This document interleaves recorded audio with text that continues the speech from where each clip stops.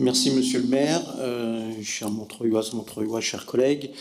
Pour commencer, je souscris pleinement à ce que vient de dire Gilles Robel et mon intervention rejoindra en partie ce qui a déjà été dit. Pour le groupe France Insoumise, nous nous réjouissons de pouvoir enfin lire un rapport d'activité sur ce fonds de dotation que nous attendions depuis plus d'un an, bien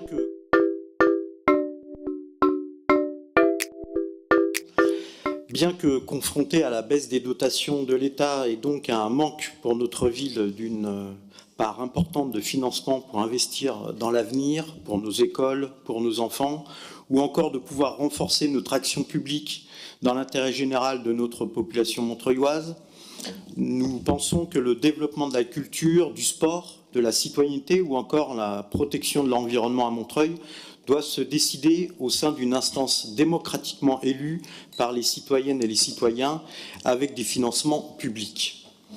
À l'heure où, depuis 22 semaines, un mouvement social important, ancré dans notre société, vient déranger le pouvoir en place et mettre en lumière de nombreuses questions, notamment celle du partage des richesses et du fonctionnement démocratique de la Ve République, il n'est pas opportun que le renforcement de l'action publique se fasse par des fonds privés décidés par le privé, quand bien même ils soient collectés dans le cadre défiscalisé prévu par la loi.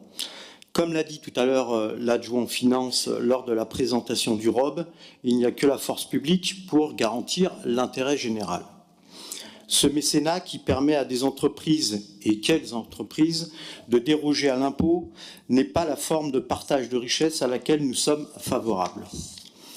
Comment expliquer d'un côté que nous sommes pour une justice fiscale et de l'autre favoriser de grandes entreprises à réduire leur participation à l'effort commun? Comment expliquer que cela va permettre de conforter et d'augmenter le bien vivre ensemble alors que certains donateurs n'ont comme intérêt que le profit pour rémunérer leurs actionnaires? BNP Paribas, Bouygues Immobilier, EFIA, Eiffage, Veolia, Vinci, qu'on nous explique comment ces entreprises conçoivent l'intérêt général alors que plusieurs d'entre elles font partie du CAC 40. Un exemple, je ne citerai qu'un seul exemple. Le groupe Bouygues a réalisé 25 milliards 219 millions d'euros de chiffre d'affaires en 2018. Ce dispositif de mécénat lui permet donc de réduire un peu plus de 128 millions d'euros de l'impôt.